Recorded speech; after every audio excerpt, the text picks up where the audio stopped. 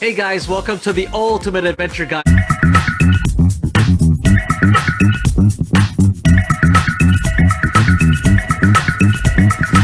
Hey guys, great to see you. Type in Hey Teacher Raf in YouTube, come to my channel, go to the About section, scroll down, see the 4 links, bottom right link, support small business. Once you hit that, donate anything above 10 bucks and I'll send you my newest Ultimate Adventure Guide Miami, because I want you to feel excited, exhilarated, and refreshed like I did after jet skiing on South Beach. Yeah!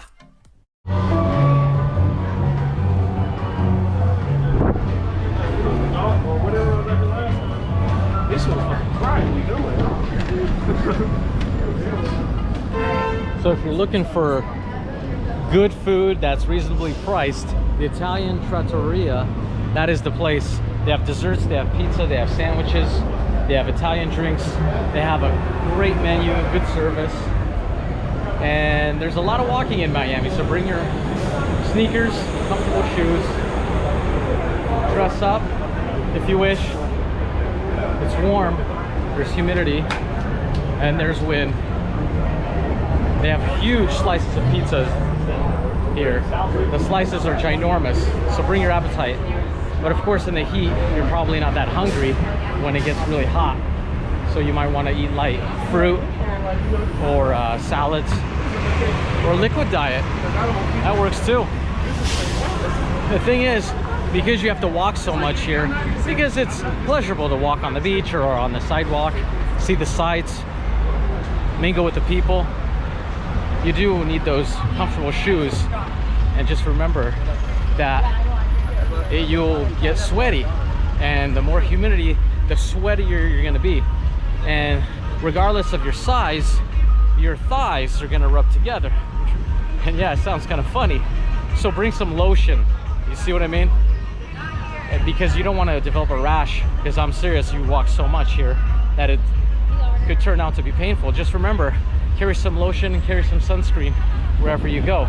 And if you are here in Miami during mask season and you have to wear a mask in some of the establishments, most of them are quite relaxed about it, but you never know which establishment you might find yourself in or the time of year.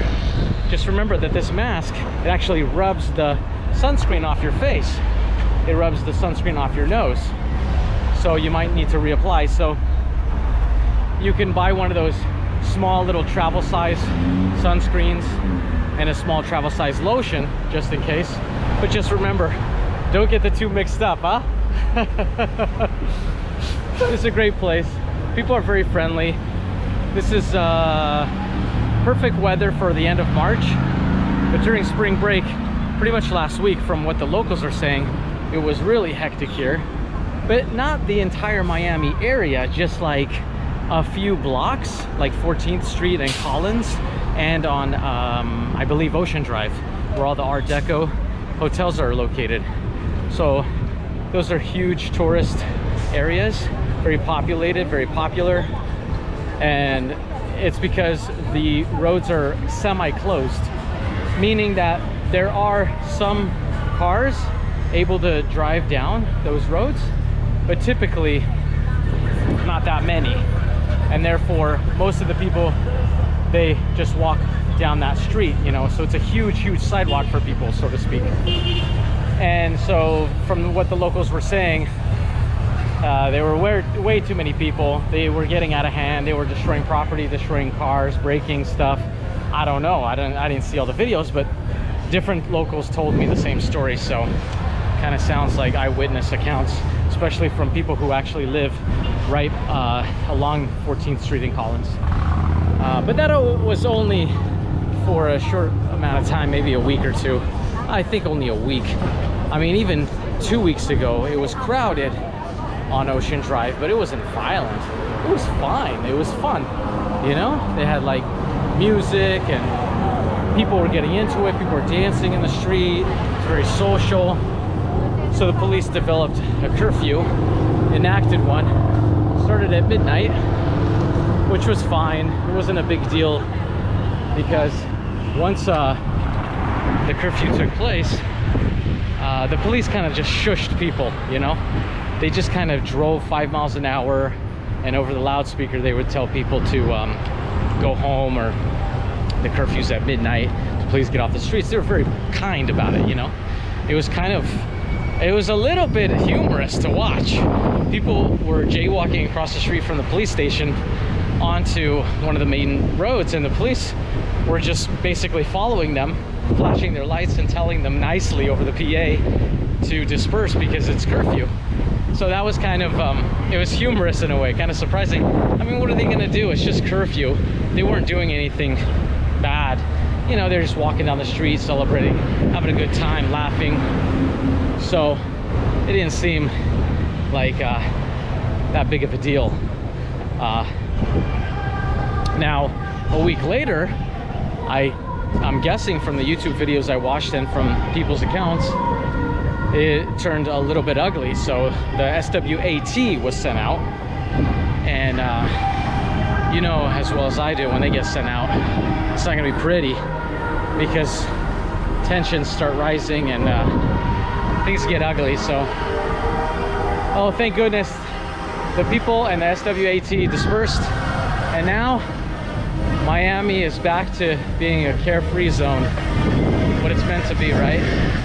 The locals call it a really crazy place.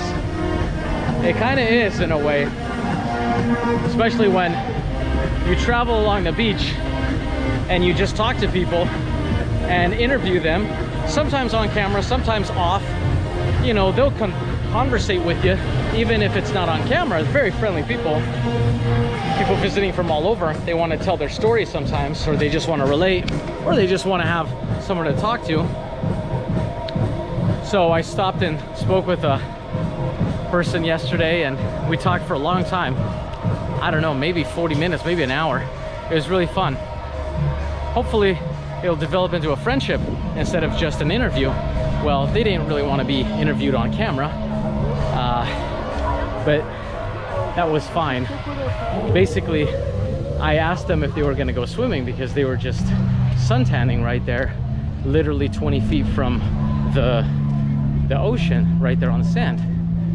And they said, well, I don't want to get bitten by a shark. And I thought that was kind of funny. They said there were all these critters in the ocean, like stingrays and jellyfish. They didn't want to get stung. And yeah, I agreed with them. Did I think that was a little bit far-fetched, a little bit funny? Well, I mean, it does happen, but I don't think it happens that often.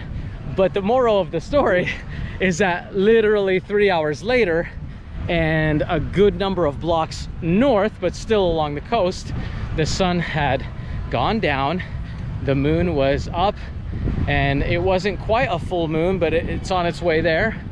And there were these fishermen, and they're fishing with these huge fishing poles just stuck into the sand, and suddenly they get a bite, and one of them reels in his line, which was only out about 50 feet, which isn't very far at all, because 3 weeks ago I went out into this ocean out here, and I went out 200 feet and I had a great time. It wasn't even very deep. It literally went up to my shoulder, then went down to my waist, way out there, 200 feet out. So I didn't think it was a big deal, but 50 feet out, the guy pulls in a shark. I kid you not, he pulls in a shark. And by the way, if you're gonna come out to the ocean or Miami or vacation, bring 2 pairs of sunglasses. One pair, that's your expensive, nice pair. If you like wanna go out, you know, to dinner or somewhere nice where you don't think your glasses are gonna get lost. And then bring some like really cheap pairs, right? $5, $20 pair, whatever, that can get lost or crushed or whatever. Because once you get into the ocean, you're probably gonna lose your sunglasses, and you don't wanna lose your expensive $150 Ray-Bans in the ocean. But I digress. So they reeled in a shark, and it was, I guess, small to medium, I guess medium-sized shark. I couldn't believe it. It was alive, it was flopping around, and it wasn't my shark because I don't fish. And the guys that reeled it in, they didn't even speak English. I had to get a translator over to ask how many feet was his line, you know, and he translated and said it was 50. So the moral to the story is that you might not think that there are sharks in this water, in the ocean right here, but there are. And it's not just like one rare occasion where I just happened to ask someone to go swimming and they had said that they were afraid of getting bit by a shark, and then suddenly the same day, a few hours later, a guy catches a shark really close to the shore. No, it actually happens more often than that, because I was just in the local shop and I was talking to the register lady, and she said that she used to live right on the shore, and she used to look out onto the water every day, and she said she would see sharks all the time. She would see their fins sticking out all the time and very close to shore. So she said that after she had that experience and lived there, she decided that she didn't want to swim anymore in the ocean, which is quite extreme. But she went into some details that you might not want to hear about, some actual shark attacks and how the people were left. And so that sort of really scared her. And actually it did scare me, yesterday's episode of seeing a live shark right before my eyes. Never seen anything like it before, except on the Discovery Channel. So it kind of puts things into perspective that these sharks, for whatever reason, they're coming closer and closer to the shore. And last year, during 2020 in March, another Cuban lady, actually, I talked to her the other day, but not on camera. She said that the beaches were closed during that time, but she had come to the beach with a pair of binoculars, and she saw a school of sharks, and she couldn't believe it. And there were 6 sharks swimming right near the shoreline, and she couldn't believe it, and it freaked her out. And she says she sees sharks all the time, you know. So the locals do have a different perspective on these waters than obviously us tourists. You know, I swam in this ocean 3 weeks ago, and I swam 200 feet out. I swam as far as I could, and I wasn't near a lifeguard, so no one was yelling at me to come on in. Now, sometimes the lifeguard will yell at you and tell you to come in if you go beyond, I think, 50 feet. I'm guessing that's what one of the locals was telling me. But Discover Miami.